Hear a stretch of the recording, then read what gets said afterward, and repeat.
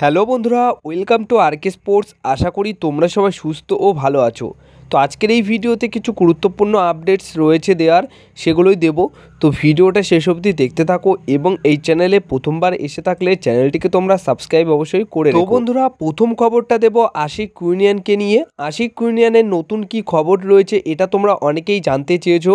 তো দেখো, আশিক কুইনিয়ান তার যে সার্জারিটা হয়েছিল সেটা পুরোপুরি সার্জারিটা তো পুরোপুরি কমপ্লিট হয়ে গেছে।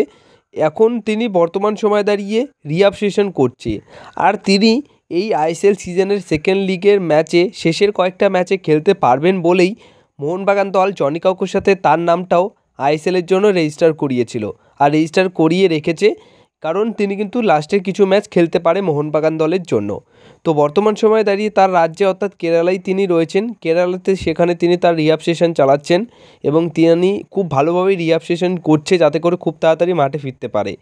তো যেটুকু খবর রয়েছে, এই মাসের শেষের সপ্তাহে তিনি কলকাতায় আসবেন, দলের সাথে প্র্যাকটিস করবেন এবং ম্যাচ ফিট হওয়ার জন্য যতটুকু যা করার দরকার সেগুলো করে তারপর কিন্তু মোহনবাগান দলের হয়ে ম্যাচ খেলার জন্য নামতে পারবেন, এমনটাই খবর রয়েছে। কিন্তু আপাতত তিনি কলকাতাতে নেই বা দলের সাথেও নেই, তিনি একাই রয়েছেন সেখানে। কেরালার তার যে বন্ধুরা রয়েছে, তার যে টিমমেট রয়েছে সেখানে, তো তাদের সাথেই তিনি রিহ্যাব সেশন করছে। তো সেই মতো মোটামুটি তার রিহ্যাব সেশন হয়ে গেলেই এই মাসের শেষের দিকে তিনি আসবেন এবং তারপর ম্যাচ ফিট হবেন, তারপর খেলবেন। এটাই আপাতত তাকে নিয়ে আপডেট রয়েছে। এবার যে খবরটা শেয়ার করব সেটা একদমই অন্যরকম খবর। তো দেখো, বর্তমান সময়ে মোহনবাগান দলের ফ্যান্সরা কিন্তু প্রতিদিন হোম ম্যাচগুলোতে যেভাবে মাঠে যায়, যার ফলে মোহনবাগান দলের সমর্থকরাই এমন একটা রেকর্ড এই মরশুমে করেছে, যারা আর কি সবচেয়ে বেশি ফ্যান্স প্রত্যেক দিন মাঠে গিয়ে তারা ম্যাচ দেখে। এই যে রেকর্ডটা, প্রায় প্রতিনিয়ত ম্যাচে তো 25,000 দর্শকের বেশি মাঠে গিয়ে খেলা দেখে, এটার তো রেকর্ড রয়েছে। তো সব মিলিয়ে কিন্তু প্রচুর সংখ্যা হয়ে গেছে সেটা, আর সেটাই কিন্তু মোহনবাগান দলকে নিয়ে মোহনবাগান দলের সমর্থকদের এক নম্বরে রেখেছে ভিউয়ারশিপের ক্ষেত্রে, মাঠে গিয়ে খেলা দেখার ক্ষেত্রে। আর এর ফলে প্রচুর টিকিট তো বিক্রি করতে পেরেছে মোহনবাগান দল। সেখান থেকে সেই সমস্ত টিকিট কিনে তারপর সমর্থকরা যেভাবে সাপোর্ট করেছে, এই খেলা দেখতে গেছে, সেই অনুযায়ী মোটামুটি আইএসএলে সঞ্জীব গোয়েঙ্কার এই বছরের ইনভেস্ট কিন্তু খুবই লাভজনক ইনভেস্ট হয়েছে।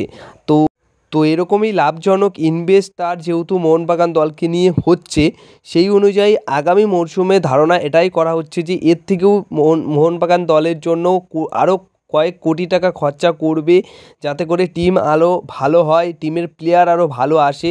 সব বিষয়টা নিয়ে এখন 60 কোটি টাকার টিম রয়েছে, আগামী মরশুমে আমরা তার থেকেও বেশি কোটি টাকার টিম হয়তো দেখতে পারি, কারণ যাদের জন্যই সঞ্জীব গোয়েঙ্কা মোহনবাগান দলকে নিয়ে বা দলের জন্য যে ইনভেস্ট করছে, সেই সমস্ত সমর্থকরাই কিন্তু রেসপন্স দিচ্ছে, ভালো রেসপন্স দিচ্ছে বলেই সঞ্জীব গোয়েঙ্কা এই বিষয়টা নিয়ে বেশ খুশি। যার কারণে আগামী মরশুমে আমরা কিন্তু এর থেকেও বেটার টিম আমরা দেখতে পারি, যারা আইএসএলের মঞ্চেও এক নম্বর টিম হতে পারে। বর্তমান সময়ে দাঁড়িয়ে আইএসএলের মঞ্চে অবশ্যই এক নম্বর টিম তো আছেই, খাতায় কলমে এবং মাঠেও। তবু এর থেকেও বেটার টিম কিন্তু আগামী মরশুমে করতে পারে সঞ্জীব গোয়েঙ্কা।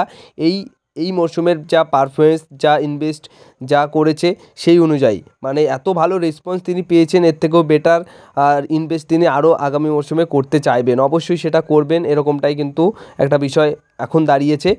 এবার যে বিষয়টা শেয়ার করব সেটা হচ্ছে ব্রাইট এনেবাখারে। তো দেখো, ব্রাইট এনেবাখারেকে নিয়ে এখন প্রশ্ন আরও উঠছে, কারণ তিনি নিজেই বারবার ইস্টবেঙ্গল সমর্থকদের প্রশ্নের উত্তরে এটা জানাচ্ছে যে আই অ্যাম কামিং, অর্থাৎ ব্রাইট এনেবাখারে নিজে থেকেই কিন্তু ইস্টবেঙ্গলে আগামী মরশুমে খেলার জন্য আসতে চাইছে। তো যদি একটা প্লেয়ার নিজে থেকেই আসতে চায় তাহলে কিন্তু এটা কনফার্ম, 90% কনফার্ম যে তাহলে সেটা সত্য হবে। আর বর্তমান সময়ে দাঁড়িয়ে কাতারের সেকেন্ড ডিভিশনের একটা ক্লাবে তিনি খেলছেন, সেখানে 2026 সাল পর্যন্ত চুক্তি আছে। তো সেই দল থেকে আসতে গেলে অবশ্যই লোন ডিলে কিংবা ইস্টবেঙ্গলকে একটা মোটা অঙ্কের টাকা ট্রান্সফার ফি দিতে হবে। তো আমার মনে হয় এমনও হতে পারে পুরোপুরি চুক্তিটা ভেঙে দিয়েও আসতে পারে বা লোন ডিলেও আসতে পারে। তো ব্রাইট এনেবাখারে নিজে থেকে আসতে চাইছে, অবশ্যই ইস্টবেঙ্গল এফসি দল সেই যে বিষয়টা, এটা নিয়ে অবশ্যই ভাবনা চিন্তা করে ব্রাইট এনেবাখারে কিন্তু অবশ্যই আনবে, কারণ ব্রাইট এনেবাখারে যখন ইস্টবেঙ্গলে এসছে তখন কিন্তু ইস্টবেঙ্গলের ফ্যানদের কোনোরকমভাবেই নিরাশ করেনি, ম্যানেজমেন্টকেও নিরাশ করেনি। তিনি তার পারফরমেন্স কিন্তু দেখিয়ে গেছে। তো সেই অনুযায়ী তাকে ফেরানোর জন্য সমর্থকরা যেভাবে উঠে পড়ে লেগেছে, যেভাবে রিকোয়েস্ট করছে যে তিনি ফিরুক, বা তার কাছে এটাই কমেন্ট করছে যে তুমি ফিরে আসো ইস্টবেঙ্গলে। আর সেখান থেকে দাঁড়িয়ে সেই সমস্ত ফ্যান্সরাও রেসপন্স পাচ্ছে ব্রাইট এনবেকারের কাছ থেকে যে হ্যাঁ আমি ফিরবো এরকম। তো সেই অনুযায়ী এই ডিলটা কিন্তু হওয়ার সম্ভাবনা অনেকটাই বেশি রয়েছে। তো ব্রাইট ফিরলে তোমরা কতটা খুশি অবশ্যই সেটা কিন্তু কমেন্ট বক্সে জানিও। পার্সোনালি ব্রাইটকে কিন্তু আমার দুর্দান্ত লাগে। এবার সবশেষে যে বিষয়টা শেয়ার করব সেটা মোহনবাগান দলকে নিয়ে। তো দেখো, এই মরশুমে মোটামুটি আইএসএল এখন শেষের পথেই চলে এসছে। এখন কিন্তু সবকটা ম্যাচই পুরো হাই ভোল্টেজ ম্যাচ হতে চলেছে। তো এই মরশুম শেষ হলেই আগামী মরশুমের চিন্তাভাবনা তো শুরু হয়ে যাবে। কিন্তু মোহনবাগান দল এমন একটা দল, তারা কিন্তু আগামী মরশুমের চিন্তাভাবনা এখন থেকেই শুরু করে দিয়েছে। নতুন কোচ থেকে শুরু করে নতুন প্লেয়ার, কোন পজিশনে কে আসতে পারে বা কী পজিশনের বিদেশি প্লেয়ার নিয়ে আসতে পারে সেটা নিয়ে কিন্তু ভাবনা চিন্তা এখনই শুরু হয়ে গেছে। মোহনবাগান দল এটা চিন্তাভাবনা করছে বা এটা কিন্তু ইনকোয়ারি করছে যে স্ট্রাইকার পজিশনে ভালো মানের বিদেশি নিয়ে আসার কথা। হ্যাঁ, জেসন কামিন্সকে নিয়ে এসে যেভাবে জেসন কামিন্স ফ্লপ হয়েছে বা তার উপর যে ইনভেস্টটা করেছিল মোহনবাগান দল, সেটা কিন্তু পুরোপুরি জলে গেছে। তো সেই অনুযায়ী তারা কিন্তু সেই ভুলটা আর করতে চাইছে না। অস্ট্রেলিয়া, স্পেন এই সমস্ত দেশ বাদ দিয়ে তারা কিন্তু অন্যান্য দেশের স্ট্রাইকার খুঁজছে। বিশেষ করে নাইজেরিয়ান, ঘানা, ক্যামেরুন এই 3 দেশের স্ট্রাইকার কিন্তু নিয়ে আসার চিন্তাভাবনায় রয়েছে মোহনবাগান দল। ইনকোয়ারি করছে, আরও বিভিন্ন দেশ রয়েছে যাদের যে দেশ থেকে স্ট্রাইকার আনার চেষ্টায় রয়েছে বা ইনকোয়ারি করছে সেই সমস্ত প্লেয়ারকে নিয়ে বা প্লেয়ারদের নিয়ে। তো সব কিছু ঠিকঠাক থাকলে এমন একটা স্ট্রাইকার আসতে চলেছে যে কিনা ফিজিক্যালি খুব স্ট্রং, বক্সের ভিতর খুব বিপজ্জনক এবং অপোনেন্টের ডিফেন্সকে সবসময় প্রবলেমের মধ্যে রাখতে পারে, এরকম একটা ফিজিক্যালি মেন্টালি যিনি কিনা যার একটাই লক্ষ্য গোল করা, গোল করানো, এরকম ধরনের স্ট্রাইকার কিন্তু মোহনবাগান দল নিয়ে আসতে চলেছে বা সেই রকমই চিন্তাভাবনা কিন্তু মোহনবাগান দলের রয়েছে।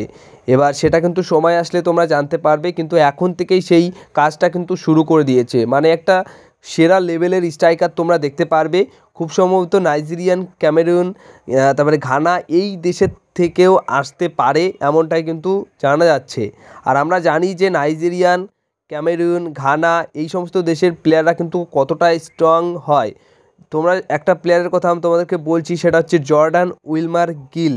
এই প্লেয়ারটিকে কিন্তু নর্থ ইস্ট ইউনাইটেড দলে আসার পর তাকে নিয়ে অনেক আলোচনা হয়েছিল যে কেমন খেলবে, কিন্তু তিনি কেমন খেলে দিয়েছে সেটা কিন্তু আমরা এখন দেখতে পাচ্ছি। পাঞ্জাবের হয়ে দুর্দান্ত খেলছে, তার বডি, তার ফিজিক্যাল যদি দেখো খুবই স্ট্রং। তো এরকম ধরনের স্ট্রং একটা স্ট্রাইকার মোহনবাগান দলে দরকার, যে কিনা একাই ছাড়খাড় করে দেবে অপোনেন্টের ডিফেন্ডারদের। যেরকম সনি নর্ডে, তারপর ব্যারেটো, এই সমস্ত এই 2 প্লেয়ারের কথা আমাদের কিন্তু মনে পড়ে যায়। এরাও কিন্তু দুর্দান্ত স্ট্রাইকার ছিল, দুর্দান্ত প্লেয়ার, এদের কথা তো আমরা কোনোদিনই ভুলবো না। তো এরকম ধরনের স্ট্রাইকার কিন্তু মোহনবাগান দল নিয়ে আসার চিন্তাভাবনা করছে। কোনোরকম স্লো স্ট্রাইকার বা এই জেসন কামিন্সের মতো স্ট্রাইকার এরকম কিন্তু চলবে না আর আনবেও না, এরই হচ্ছে বিষয়। তো এই ছিল আজকের ভিডিও। যদি ভিডিওটা ভালো লেগে থাকে তাহলে অবশ্যই ভিডিওতে লাইক করো, আর অবশ্যই কোনো নাম জানলে সেটা অবশ্যই জানাবো। কিন্তু তোমাদের মতামত কি, কোন দেশের স্ট্রাইকার আনা উচিত সেটা অবশ্যই তোমরা কমেন্ট বক্সে জানিও।